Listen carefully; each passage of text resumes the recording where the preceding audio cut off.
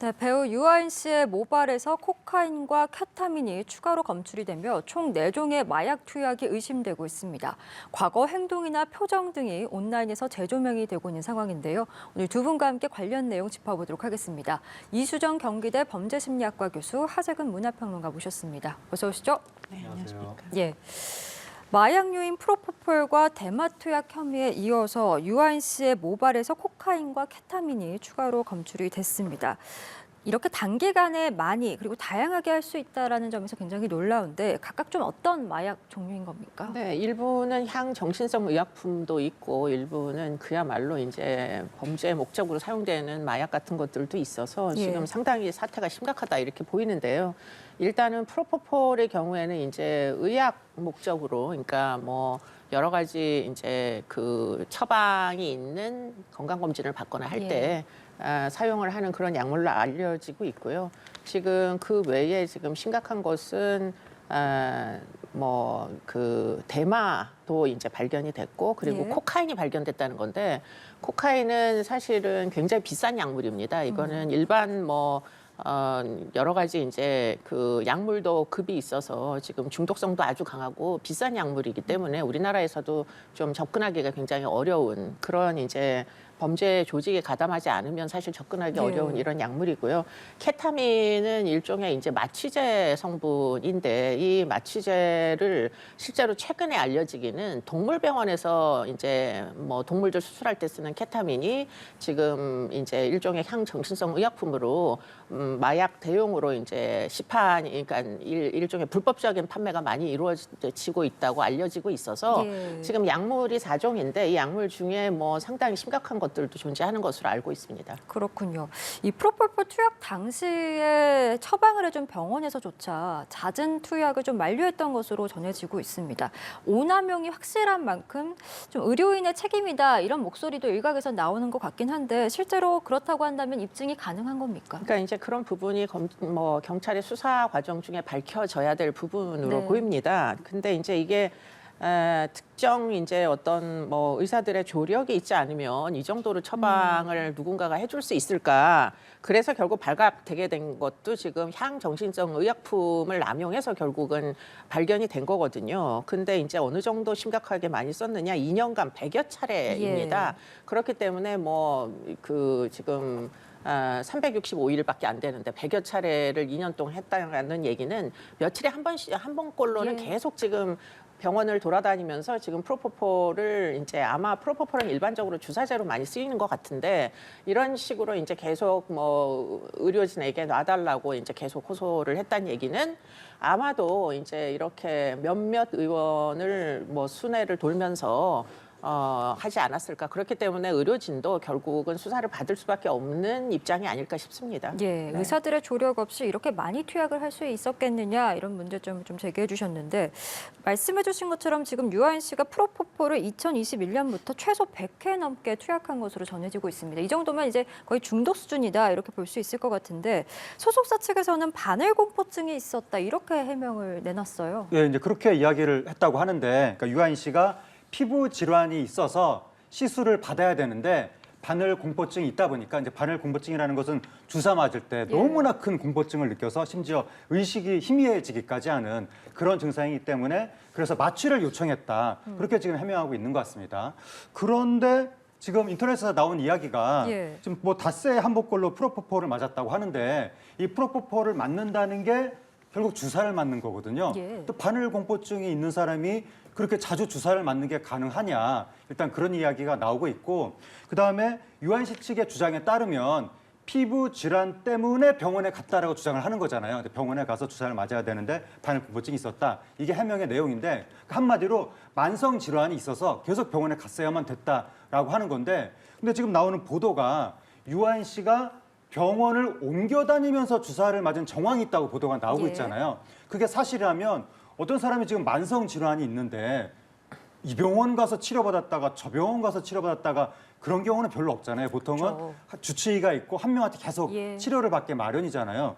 그래서 만약에 유한 씨가 정말로 병원을 옮겨 다니는 게 맞다면 이 피부 질환, 이 만성 질환이 이 해명이 과연 사실인 것이냐 거기에 대해서도 조금 의문이 제기되는 상황입니다. 예, 결국 소속사의 해명도 좀 앞뒤가 맞지 않는 부분들이 있는데 이렇게 좀 유아인 씨의 이 마약 보도가 계속되면서 유아인 씨가 2년 전에 했던 수상 소감이라든지 인터뷰 영상에서의 모습들이 다시금 좀 논란이 되고 있는 것 같습니다. 뭐 긴장한 듯이 눈을 크게 뜨는 장면도 있고 거친 호흡을 내시거나 표정을 좀 과하게 짓는 부분들이 많이 부각이 되고 있는데 일각에서는 이런 모습들이 결국에는 이 마약과 연관이 있는 게 아니냐 이런 이야기들이 나옵니다. 네, 뭐 지금 틱이라고 하는 네. 신경계 질환인데요. 이건 사실 마약 중독에만 나타나는 현상은 아닙니다. 그런데 이제 마약을 많이 하다 보면 중독이 되면 결국 신경계에 문제가 생겨요. 그러면은 이제 신경계 손상으로 발생하는 틱과 같은 증상이 마약 사용자들, 중독자들에게도 나타나는데 지금 인터뷰 과정 중에 이제 굉장히 좀 특이한 이제 얼굴 근육의 조합들, 뭐 예. 눈을 크게 뜬다거나 이렇게 얼굴 근육을 찡그린다거나 이런 것들이 사실 틱이라고 볼 수 있거든요. 그렇기 때문에 그와 같은 이제 틱은 중독 결과 나타난 게 아니겠느냐 이렇게 이제 이야기를 하는데 만약에 이 정도의 이제 어떤 운동신경계 마비 정도가 오려면 이거는 중독이 굉장히 진행이 많이 된 거고요. 예. 어쩌면 지금 2년 동안 처음에는 프로포폴부터 시작한 것 같은데 나중에는 굉장히 중독성이 강한 약물들을 사용을 해가지고 이미 건강상에 뭔가 심각한 문제가 발생했을 개연성이 있다 이렇게 보입니다. 예, 지금 뭐 트렌드와 대중의 시선에 좀 민감한 광고계에서는 일찌감치 이른바 유아인 씨를 손절에 나서고 있고 그렇지만 또 유 씨가 출연한 차기작들 같은 경우에는 이미 촬영을 한 거기 때문에 지금 비상이 걸렸다라고 전해지고 있는데 올해 공개를 앞둔 작품만 총 3편이라면서요. 네, 지금 3편이 올해 공개 예정이었는데 영화 2편하고 드라마 1편인데 네. 유한 씨가 한국을 대표하는 스타 중에 한 명이거든요. 그러니까 유한 씨가 출연하는 작품도 무슨 이렇게 소규모 독립 영화 그런 게 아니라 다 대작인 거예요. 예. 이병헌 씨가 나오고 그런 대작들인데 줄줄이 지금 사실상 공개하기가 어려워진 상황이 된 것이고 물론 이제 수사 결과를 지켜봐야 되겠지만 이 작품들이 줄줄이 만약에 정말로 유죄가 밝혀져서 공개를 하지 못한다고 하면 업계에 타격이 엄청나게 미치는 거거든요. 하나하나가 다 대작이기 때문에 거기에 출연한 사람들, 스태프들, 또 뭐 제작자들 관련된 사람이 굉장히 많은 거예요. 그리고 또 그 사람들이 한 명 한 명이 다 자신의 인생이나 자본을 걸고 이 작품에 집결을 했던 것인데 그게 지금 자칫 물거품이 될 수도 있는. 그러니까 이게 개봉 시기가 연기된다고 해서 그러면 뭐 올해 걷어들일 거를 뭐 나중에 걷어들이면 되는 거 아니냐. 이게 예. 간단한 문제가 아니라 대중문화 콘텐츠라는 것이 시기를 놓치면 나중에는 이게 성공하기가 어려워지는 측면도 있거든요. 그러니까 업계에 연관된 사람들이 굉장히 지금 날벼락을 맞은 거고 지금 그 종말의 바보라는 드라마가 공개 예정이었는데 예. 거기 출연한 김용옥 씨라는 배우가 예. 지금 내가 굉장히 크게 노력을 했었는데 그 나를 비롯해서 모든 스태프들, 뭐 작가들 이런 분들의 노력이 몽땅 다 물거품이 될까 봐 걱정이 된다. 그런 얘기를 하기도 했고 또 그 드라마의 정성주 작가가 건강이 안 좋았다고 합니다. 예. 그러니까 아픈 몸 상태를 무릅쓰고 작품에 임했다고 하는데 그렇게 힘들게 만든 작품인데도 불구하고 유아인 씨 한 명의 잘못으로 인해서 이게 뭐 자칫 뭐 잘못된다? 그러면 정말 수많은 사람들이 피해를 보게 될 것 같습니다. 예, 영향력이 워낙 컸던 배우기 때문에 업계의 타격도 정말 불가피한 상황인데 사실 유아인 씨만의 일이 아니라 그동안 국내 다수 연예인들도 이 프로포폴 상습 투약으로 논란의 중심이 됐던 적이 있잖아요. 특히 2년 전에 그 배우 하정우 씨 역시 프로포폴 상습 투약 혐의로 3천만 원의 벌금형을 받기도 했었는데 연예계에서 좀 이렇게 프로포폴 논란이 계속되는 이유를 좀 뭐라고 보고 계세요? 그러니까 기본적으로 연예인들하고 프로포폴이 굉장히 가까운 사이였었거든요. 왜냐하면 연예인들이 수면 장애를 겪는 경우가 굉장히 많습니다. 근데 과거에 프로포폴이 아주 좋고 깔끔한 뭐 이 수면제로 처음에는 알려졌던 거예요. 네. 그래서 연예인들이 프로포폴 맞고 잠을 이제 많이 잤던 것이고 그리고 또 프로포폴이 병원에서 시술할 때 많이 사용되는데 특히 성형외과하고 피부과에서 많이 사용이 됐던 거예요. 근데 연예인들이 바로 성형외과, 피부과에 많이 가다 보니까 연예인들하고 아주 가까웠었는데 그러다가 우리나라에서 이제 정부 당국에서 이 프로포폴을 마약류로 지정을 했던 것이죠.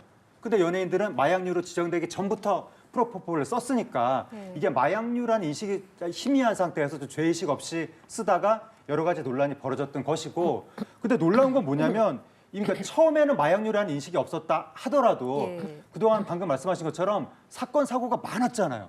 그럼 이제는 이게 마약류다, 함부로 사용하면 큰일 난다, 이런 인식이 생겼을 법도 한데 어떻게 유한 씨는 또 이렇게 프로포폴을 많이 맞았다고 하는 것인지 정말 이해가 되지 않는 거고, 그다음에 이게 이제 향전신성 의약품인데 연예인 관련 향전신성 의약품 사건이 주로 프로포폴이 많이 알려졌었는데 네. 갑자기 이번에 케타민이라는 게 등장하니까 예. 이거는 물론 아는 사람은 아는 거지만 이게 널리 알려진 건 아니었거든요. 그러니까 새로운 이름이 등장하다 보니까 이것도 또 충격을 안겨주고 있습니다. 예, 연예인의 이러한 마약 사건으로 지금 마약의 위험성에 대한 이야기들이 많이 나오고 있는데 실제로 뭐 유튜브에 마약 관련 영상을 좀 검색을 하면 미국 필라델피아 이 캥싱턴 거리 영상이 많이 나오더라고요. 뭐 팔다리를 축 늘어뜨린 채 뭔가 고개를 들지 못하는 약간 좀비 같은 모습의 그런 사람들이 이제 영상 속에 나와서 충격을 주는데 정작 자신들은 자기가 이런 모습이라는 걸 전혀 인지를 못하는 상태라면서요. 네, 뭐 전혀 인지하지 못하는 상태이고 거의 지금 일종의 마취제 같은 그런 성분인데 지금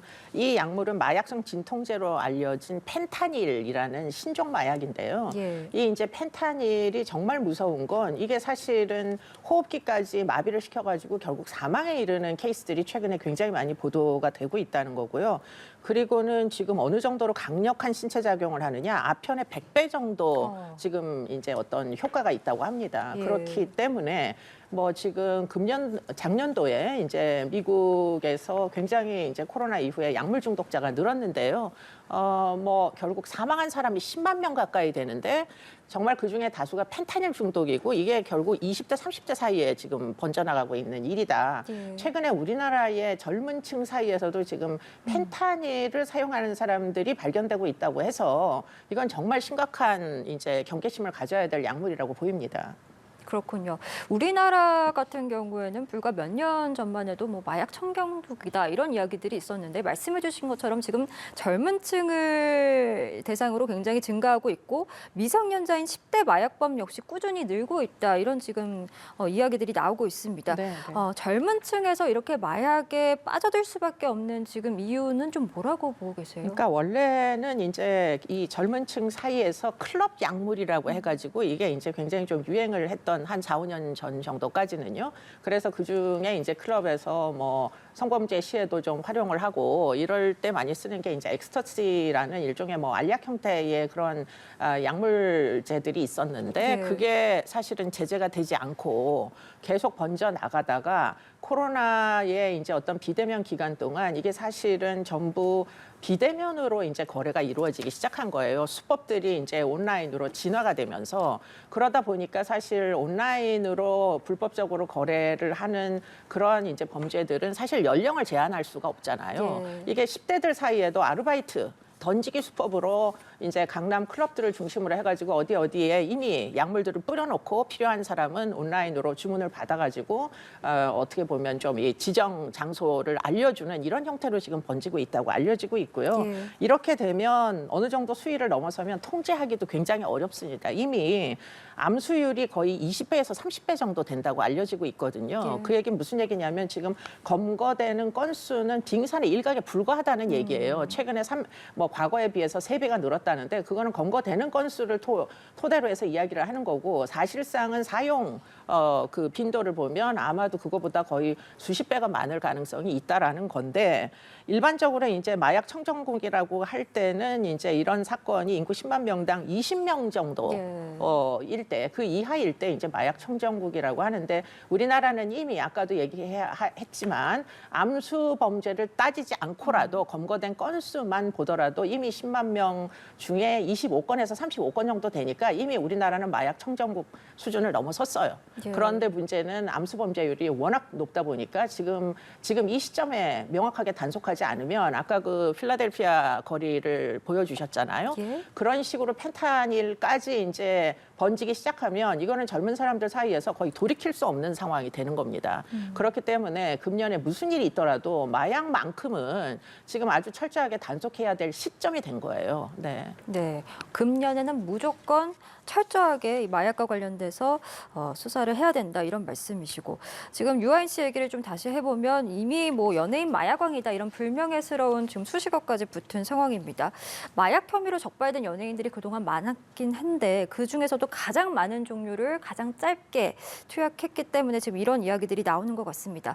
배우로서 사실상 재기는 불가능할 것이다 이런 이야기들이 좀 나오는 것 같습니다. 어떻게 예상하세요? 예. 이번에 너무 큰 충격을 안겨주고 있는데 연예인 마약 사건 중에서 한 명한테 마약류 4종이 동시에 검출된 게 이번이 처음이라는 거예요. 너무 그 자체로 일단 충격적이고 그리고 또 유아인 씨가 그동안 소신 연예인으로 개념 발언도 많이 하고 굉장히 사회적으로 찬사를 받았었거든요. 그것이 고스란히 지금 부메랑으로 돌아와서 배신감을 안겨주고 있는 거예요. 이렇게 대중한테 배신감을 안겨줬을 때 더 나중에 용서될 수 있는 기간이 길어지는 경우가 있거든요. 예. 그리고 또 이번에 유한 씨 같은 경우에 또 10대, 20대한테 크게 안 좋은 영향을 미친 게 뭐냐면 기존의 연예인 마약 사건이 대부분 보면 프로포폴 아니면 대마 아니면 필로폰이었었거든요. 근데 이번에 아주 생소한 이름들이 등장한 거예요. 코카인이니 뭐 케타민이니 이런 게 등장해서 물론 아는 사람은 알지만 모르는 사람들도 있었는데 유명 스타인 유아인 씨가 이런 약물을 했다더라 이런 식으로 보도가 되면서 물론 사실관계는 수사 결과를 지켜봐야 되겠지만 일단 이렇게 보도가 나오면서 많은 10대, 20대들한테 굉장히 안 좋은 영향을 이 자체로 지금 미치고 있는 것이거든요. 이런 사회적인 해악성으로 미쳐봤을 때 사실 유아인 씨의 뭐 재기 이거는 지금 당장은 점치기가 너무 어려워진 그런 상황 아니냐. 또 유한 씨는 당장 배상도 많이 해야 되지 않겠느냐. 경제적으로도 굉장히 큰 타격을 받을 수 있을 것 같은데 근데 이 컴백과 관련해서 지금 우려되는 게 뭐냐면 우리나라 연예인들의 활동 반경이 이제는 국제적으로 넓혀졌다 보니까 해외 매체를 통해서 해외는 조금 마약에 대한 경각심이 우리나라보다 낮은 측면도 있으니까 네. 해외 매체를 통해서 혹시 또 빨리 또 제기할 수도 있는 거 아니냐 이런 우려도 제기되고 있습니다. 예, 실제로 이런 배우 유아인 씨의 이런 사례들이 이제 많이 알려지면서 이 부분이 좀 10대나 청년들에게도 영향을 줄 가능성도 있다고 보십니까? 뭐 모방 효과 같은 거는 있을 수가 있는데 제가 뭐 명확하게 얘기를 드리고자 하는 말씀은 마약을 하다 보면 심한 마약의 경우에는 1회에도 중독이 되고요. 중독이 이제 뭐 중단되지 않고 계속될 경우에는 뇌가 전부 다 녹습니다. 망가집니다. 그렇기 때문에 지금 유아인 씨처럼 지금 이미 이제 인터뷰 장면에서 보셨다시피 이미 신경계에 영향을 주기 시작한 거예요. 중독이 심화돼서. 그러면 저 정도라면 이미 그 굉장히 위험한 상황이에요. 생명을 잃을 수도 있을 만한 위험한 고비가 많이 있었을 겁니다. 그런데 다행히 천만다행하게 지금에라도 발견이 돼서 이분은 지금 치료 가능성이 있는데 치료를 일단 받으려면 1년 반 이상이 걸린다고 합니다. 예. 그러니까 뭐 여러 가지 뭐 연예계가 허용하느냐 안 하느냐 대중들이 허용해 주느냐 안 주느냐 이런 문제가 아니라요. 일단 본인의 건강 회복을 위해서라도 일단은 모든 걸 중단하고 치료에 몰두할 때다. 이런 말씀을 드리겠습니다. 알겠습니다. 배우 유아인 씨 사례를 통해 본 마약의 심각성에 대해서 오늘 두 분과 함께 이야기 나눠봤습니다. 지금까지 이수정 경기대 범죄심리학과 교수, 하재근 문화평론가와 함께했습니다. 오늘 말씀 고맙습니다.